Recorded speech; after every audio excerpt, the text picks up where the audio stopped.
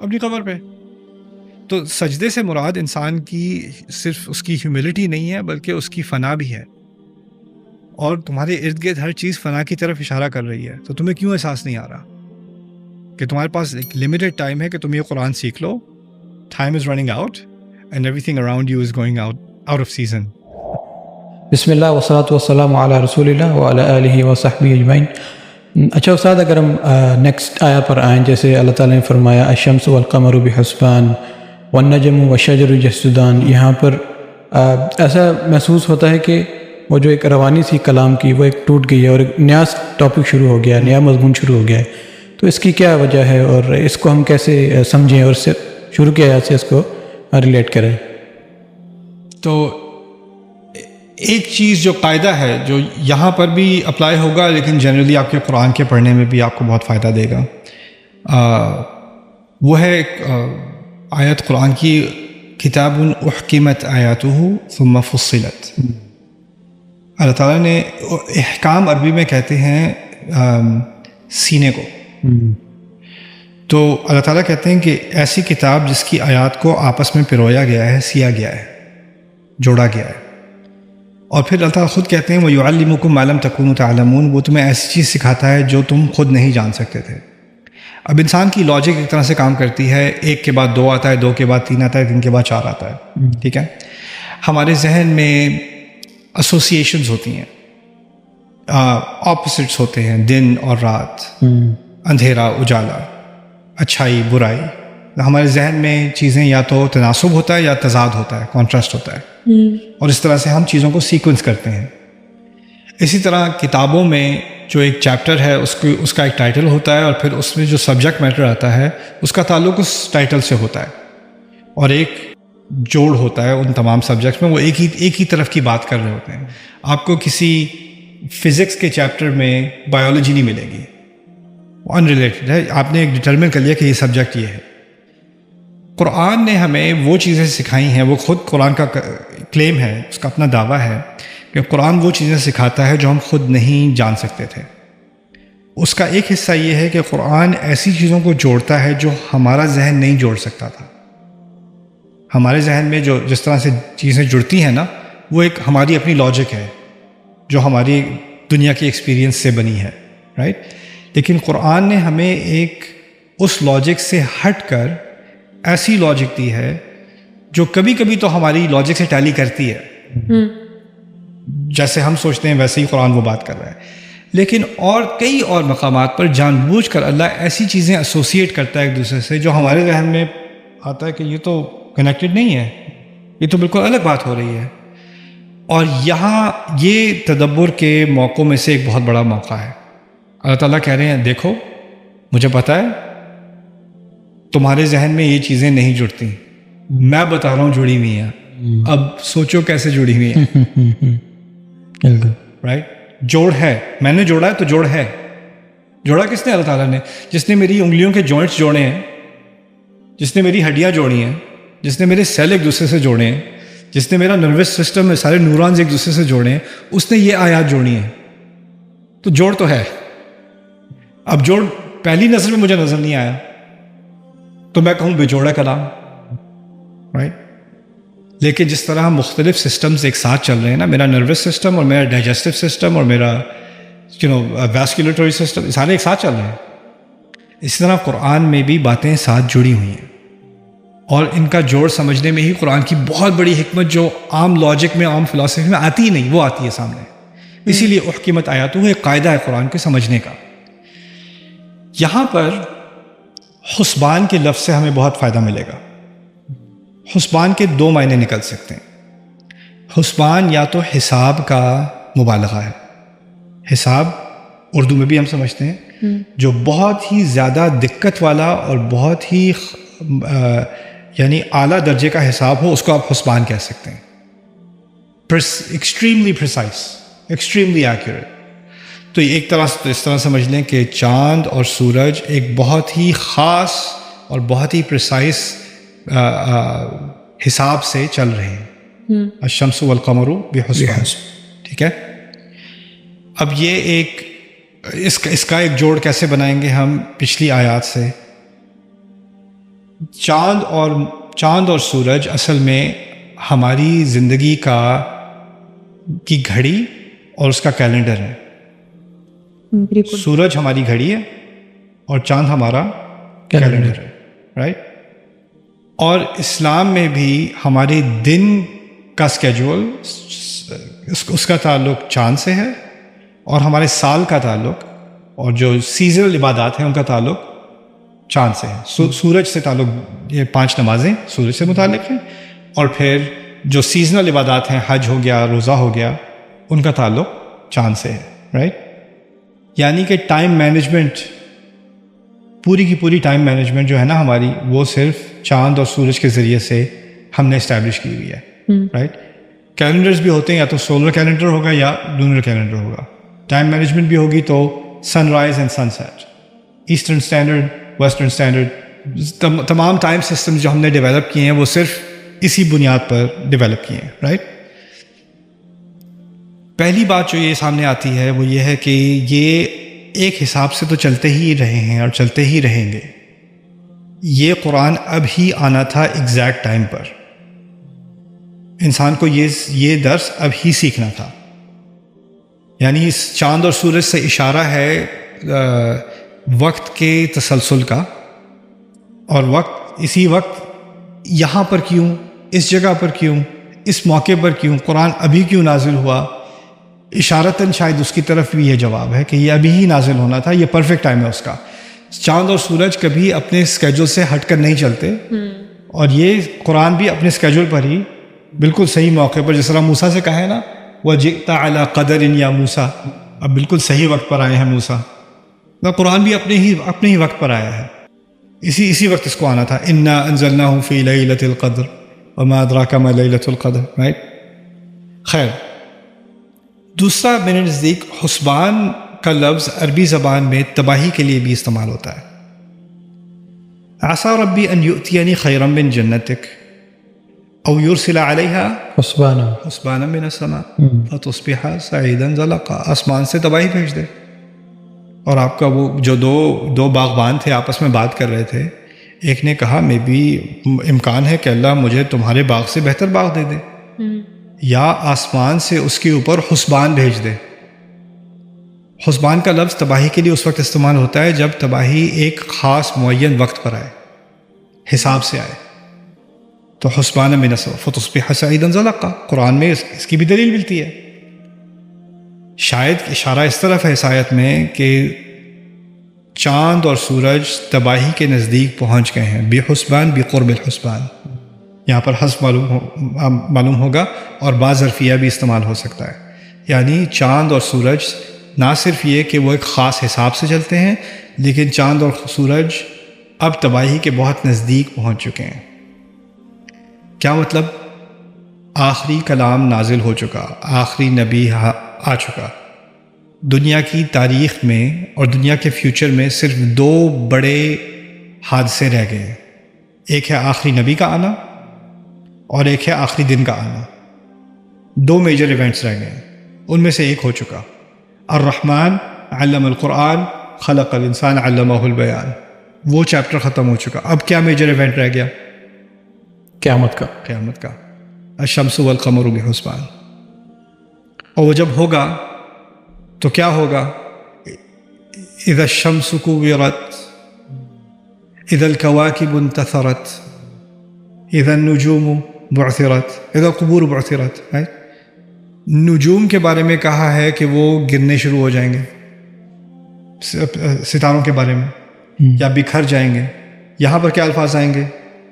والنجم والشجر یسجدان. تو ایک سجدے کے مختلف مفاہیم بھی ہیں, لیکن ایک مفہوم اس کا یہ بھی لیا جا سکتا ہے کہ وہ دن جب درخت بھی گرنے شروع ہو جائیں گے. اور درخت کیوں؟ کیونکہ عربوں کے ہاں محل تو لمبے چوڑے تھے نہیں. ان کے ہاں اگر کوئی دور میں دیکھنے کو چیز نظر آتی ہے, درخت نظر آتا ہے. اور درخت اور ستاروں کا آپس میں ایک جو تناسب ہے وہ یہ ہے کہ عربوں کے نزدیک دن کے دوران سب سے خوبصورت چیز درخت ہے, اور رات کے دوران سب سے خوبصورت چیز ستارے ہیں. اور ابھی پچھلی آیت میں کیا تھا؟ سورج اور چاند. سورج دن کی طرف اشارہ ہے, سورج کا تعلق درخت سے اور چاند کا تعلق ستاروں سے. تو ایک تناسب ہے ان آیات میں. بالکل. اور خوبصورتی کی بات ہو رہی ہے. ان کے نزدیک سب سے خوبصورت چیز یا تو ستارے ہیں اور دن. وَلَقَدْ زَيَّنَا السَّمَاءَ الدُّنْيَا بِمَصَابِيحَ، رائٹ، بِزِينَةٍ لِلْكَوَاكِبِ قرآن کہتا ہے. اور پھر دنیا میں سب سے خوبصورت، صحرا میں کیا سب سے خوبصورت چیز ہوگی؟ درخت، رائٹ. اسی لیے جنت میں بار بار درختوں کا ذکر ہے عرب کے لیے خاص. اور یہاں پر بھی بعد میں جا کر ان درختوں کا ذکر آئے گا، ذوات افنان اور اس طرح کی بات آئے گی. تو جو چیزیں تمہاری دنیا میں خوبصورت تھیں وہ بھی غائب ہونے کو ہیں، رائٹ. تو اس طرح سے ایک ریڈنگ ان آیات کی ایسے بھی ہو سکتی ہے. دوسری طرف یہ ہے کہ اللہ تعالیٰ نے یہاں پر ہمیں انسان کو، اگر وہ اس اشارے کو نہ بھی سمجھے اور وہ سمجھے کہ جنرل بات ہو رہی ہے کہ چاند اور سورج ایک خاص کیلکولیشن سے چلتے ہیں، اور یہ سجدے کی بات اس طرح ہے کہ جو درخت ہے نا وہ نیچے کی طرف مائل ہوتا ہے اور اس کا جو سایہ ہے وہ بھی پھیلتا ہے، اور اس کی جو شیپ ہوتی ہے جتنا وہ پھیلتا ہے اس کی شیپ اس طرح آرچز بنتے ہیں، اس کی برانچز کے آرچز بنتے ہیں جس طرح سجدے کی شیپ ہوتی ہے. اگر آپ کوئی ٹائم لیپس کیمرہ دیکھیں ستاروں کی موومنٹ کا، تو آپ کو کیا دکھے گا؟ وہ نیچے گر رہی ہے، آرچ بن رہی ہے، رائٹ. اور وہ آرچ عرب بہت غور سے آبزرو کرتے تھے. ان کا پورا ایک جانرا تھا شاعری کا جس کا تعلق صرف ستاروں کی موومنٹ کے ساتھ تھا، جس کا میں نے تفصیلی ذکر کیا سورۃ النجم کے دروس میں. تو ستاروں کے انہوں نے خاص ستاروں کے نام دیے ہوئے تھے. ان کے بارے میں وہ ایسے بات کرتے تھے جیسے آج کل لوگ کسی فٹ بال پلیئر کے بارے میں یا کرکٹ پلیئر کے بارے میں بات کرتے ہیں نا، ایسی ریفرنس کرتے ہیں سیلیبریٹیز کو. ان کے ہاں سیلیبریٹیز ستارے بھی تھے، اس طرح سے وہ بات کرتے تھے. تو جب قرآن نے درخت اور ستاروں کی امیجری کی جو بات کی ہے نا اس آیت میں، ایک تو اس کا تعلق نجم و شجر کے ساتھ ہے، دوسرا ان چیزوں کا تعلق عرب کے کلچر کے ساتھ ہے. ان کے ہاں کن چیزوں کی اہمیت اور خوبصورتی تھی. آلسو درخت لینڈ مارک تھا، اور لینڈ مارک کیا ہوتا ہے؟ وہ فلانے درخت تک پہنچ جانا. درخت اتنے زیادہ تو ہے نہیں، ٹھیک ہے. اور ستارے ان کو ہدایت دیتے ہیں صحرا میں جانے کے لیے. وہ بالنجم هم مهتدون، ستاروں کے ذریعے سے وہ اپنا رستہ ڈھونڈتے ہیں. ستاروں کے ذریعے سے آج کل بھی ہم نیویگیشن سسٹمس ہمارے ستاروں پر بیسڈ ہیں. اور سمندر میں بھی اگر آپ کسی پائلٹ سے بات کریں اور پوچھیں کہ اگر آپ کا نیویگیشن سسٹم فیل ہو جائے تو آپ کیا کرتے ہیں؟ کہتے ہیں ہم ستاروں کو دیکھتے ہیں. ان کی ٹریننگ ہے یہی.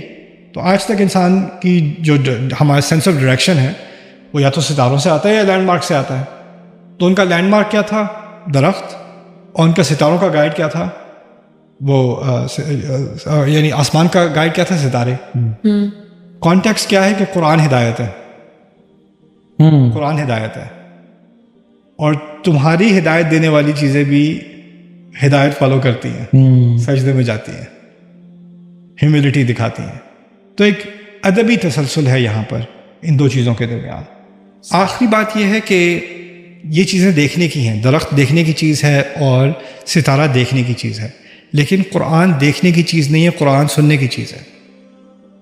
انسان کو بیان سکھایا ہے لیکن دیکھنا تو کتے کو بھی سکھایا ہے، دیکھنا تو سانپ کو بھی سکھایا ہے. جو انسان ہے وہ بات سن کر پیغام کو سمجھ کر قبول کر سکتا ہے، لیکن اگر اس نے اس صلاحیت کو چھوڑ دیا تو وہ پھر چیزوں کو ٹھیک سے بھی نہیں دیکھ سکتا. اس کی دیکھنے کی صلاحیت بھی کم ہو جاتی ہے. جس کی سننے کی صلاحیت خراب ہو گئی اس کی دیکھنے کی صلاحیت بھی خراب ہو جاتی ہے. کیا مقصد ہے کہ تمہیں تو نظر ہی نہیں آتا کہ یہ ستارے بھی سجدہ کر رہے ہیں، یہ درخت بھی سجدہ کر رہے ہیں. تمہیں تو یہ نظر ہی نہیں آتا کہ یہ جو چاند اور یہ ستارے تم روز دیکھتے ہو یہ ایک حساب سے چل رہے ہیں. تم اس بارے میں تمہیں یہ دکھتا ہی نہیں ہے. یعنی تم دیکھتے ہو اور دیکھنے کے ساتھ ساتھ اندھے ہو. لہم اعین لا یبصرون بہا، آنکھیں تو ہیں دیکھتے نہیں ہیں. تو اللہ تعالیٰ اب وہ آنکھیں کھول رہا ہے. پہلے تو کان کھولنے کے لیے قرآن ہے، اب مخلوق کے لیے آنکھیں کھولنی پڑیں گی کہ میں تو پہلے دیکھ رہا تھا لیکن اس نظر سے میں نے پہلے نہیں دیکھا. میں نے نہیں دیکھا کہ درخت بھی سجدہ کرتا ہے، ستارے بھی سجدے کر رہے ہیں، رائٹ. درخت کے سیزنز ہوتے ہیں. درخت پر ایک وقت آتا ہے کہ وہ چلے جاتے ہیں. ستاروں کے سیزنز ہوتے ہیں, وہ موو کر جاتے ہیں, غائب ہو جاتے ہیں. تمہارے ارد گرد سب سے خوبصورت چیزیں غائب ہو رہی ہیں اور تمہیں یہی خیال نہیں آتا کہ تم بھی غائب ہونے والے ہو. تم آخرت کی طرف بڑھ رہے ہو. سجدہ کیا ہے آخر میں؟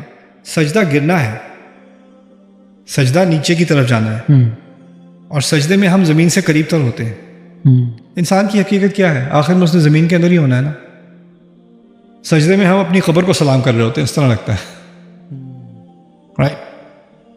پورا مقصد ہی یہی ہے. اور اللہ تعالیٰ بڑی عمر میں کیا کہتا ہے انسان سے؟ وَمَن نُعَمِّرْهُ نُنَكِّسْهُ فِي الْخَلْقِ. جس کو ہم بڑی عمر دیتے ہیں اس کو ہم خلق میں پیچھے لے جاتے ہیں. کیا مطلب ہے؟ اس کی کمر ٹیڑھی ہوتی ہے, وہ اس کی نظریں ہمیشہ کہاں رہتی ہیں؟ زمین پہ, نیچے, اپنی قبر پہ, اپنی قبر پہ. تو سجدے سے مراد انسان کی صرف اس کی ہیوملٹی نہیں ہے بلکہ اس کی فنا بھی ہے. اور تمہارے ارد گرد ہر چیز فنا کی طرف اشارہ کر رہی ہے. تو تمہیں کیوں احساس نہیں آ رہا کہ تمہارے پاس ایک لمیٹڈ ٹائم ہے کہ تم یہ قرآن سیکھ لو. Time is running out and everything around you is going out of season. سبحان اللہ. اور ان مثالوں سے مجھے یہ بھی لگتا ہے کہ اللہ تعالیٰ کے سکھانے کا انداز کیا ہے. جیسے اس طرح کی مثالیں دے کے انسان کا ذہن نہیں جاتا, لیکن اللہ تعالیٰ ایسی مثالیں دے کے آپ کو کچھ ایسی چیز سکھانا چاہ رہا ہے, وہ اس میں اس کی رحمت بھی نظر آتی ہے. آپ کا ذہن کھول رہا ہے نا, آپ کا پرسپیکٹو بدل رہا ہے. اب آپ ستاروں کو اس طرح نہیں دیکھتے, اب آپ درخت کو اس طرح نہیں دیکھتے. آپ کو ایک ایسی چیز نظر آنی شروع ہو جاتی ہے جو پہلے نظر نہیں آ رہی تھی. یہی تدبر کا کمال ہے. قرآن نے ان عام چیزوں کو ایک روحانی شکل دے دی. آپ ڈرائیو کر رہے ہیں, آپ کے پاس سے ایک درخت گزرا ہے, اوکے درخت گزرا ہے, کیا فرق پڑتا ہے؟ اب رات کو ڈرائیو کر رہے ہیں, اوپر چاند پہ ستارے ہیں اور چاند اور ستارے ہیں اوپر, اوکے چاند اور ستارے ہیں. لیکن قرآن پڑھنے والے کے لیے وہ چاند ستارے بھی خطبہ بن گئے, وہ درخت بھی ایک حلقہ بن گیا. اس کا پرسپیکٹو پوری طرح چینج ہو گیا. اور یہ اللہ کی رحمت ہے کہ قرآن کیا کرتا ہے, جب انسان قرآن سیکھ لیتا ہے, واقعی میں سیکھ لیتا ہے, تو اس کا ہر چیز کے بارے میں پرسپیکٹو بدل جاتا ہے, حقیقت کے بارے میں. ویسے استاد الشمس والقمر بحسبان میں سمجھ آئی تھی شمس اور قمر, لیکن جب نجم اور شجر ان کی تھوڑی نا جوڑ بے تکی لگ رہی تھی, آپ نے ایکسپلین کر لیا, تو اس پہ میں نے سوچا تھوڑا پڑھا بھی, تو ان کی ایون اسٹرکچر میں بھی سملرٹی ہے. فریکٹل برانچنگ دونوں کی ہوتی ہے. جیسے شجر ہوتے ہیں, ان کی آپ دیکھیں وہ ٹہنیاں ہوتی ہیں, شاخیں ہوتی ہیں, ٹہنیاں ہوتی ہیں, وہ ایسے ہو کے ایک اسٹرکچر ریپیٹ ہو کے ایک پیٹرن میں بنتا ہے. اسی طرح ستارے جو ہوتے ہیں وہ پہلے فلامنٹس ہوتے ہیں, پھر کلسٹرز بنتے ہیں, پھر وہ سٹارز بنتے ہیں.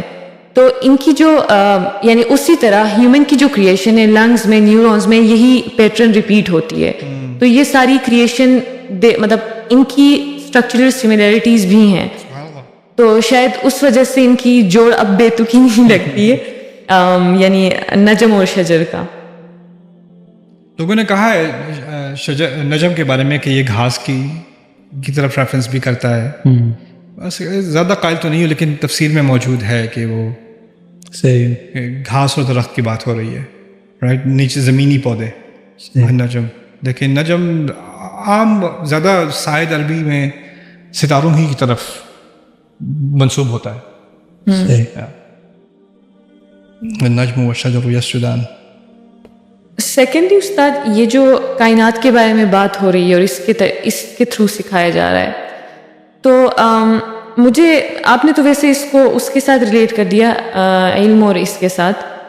مجھے لگ رہا تھا پہلے کہ شاید تخلیق سے زیادہ ریلیٹڈ ہے, کہ فار انسٹنس نیچرل فلاسفرز جو اس زمانے میں تھے, تو وہ مطلب کہتے تھے کہ اچھا ایک پوائنٹ سے انسان بنا ہے, یعنی ایگزسٹنس سامنے آئی ہے, کریشن, تو کبھی وہ پانی کو, کبھی فائر کو, کبھی ہوا کو, یعنی کہتے تھے کہ یہ یہاں سے ایگزسٹنس شروع ہوئی ہے ایک انسان کی. تو شاید یہاں پہ اللہ تعالیٰ, مجھے نہیں پتا ڈائریکٹلی انٹرٹین کر بھی کرتے ہیں یا نہیں یہاں پہ, لیکن وہ شاید ان سوالات کو بھی کہیں نہ کہیں انٹرٹین کر رہے ہیں, ہیومن کی ایگزسٹنس یا تخلیق کو, اس کائنات کے بارے میں بتا کر کہ how everything is interrelated, اور ساری اس ایگزسٹنس میں اپنا پارٹ پلے کر رہے ہیں, رول پلے کر رہے ہیں. ہاں, ایک انٹر کنیکٹڈ ہول ہے, تمام چیزیں آپس میں جڑی ہوئی ہیں. اور پھر سجدے کا لفظ استعمال کر کے اللہ تعالیٰ نے وہ عمل اس عمل کا ذکر کیا ہے جس میں ہم شرکت کرتے ہیں، رائٹ؟ درخت کا کیا کام سجدہ کرنا، یا چاند کا، یا ستاروں کا؟ شاید اس طرف اشارہ ہے کہ وہ مخلوق تو جو ان کو کہا ہے وہ کرتے ہیں، تم ہی رہ گئے ہو، رائٹ؟ وہ لوگ تو اپنے حساب سے چل رہے ہیں، اور وہ لوگ ہیوملٹی دکھا رہے ہیں، وہ تمام مخلوقات، لیکن تم آگے نہیں آتے.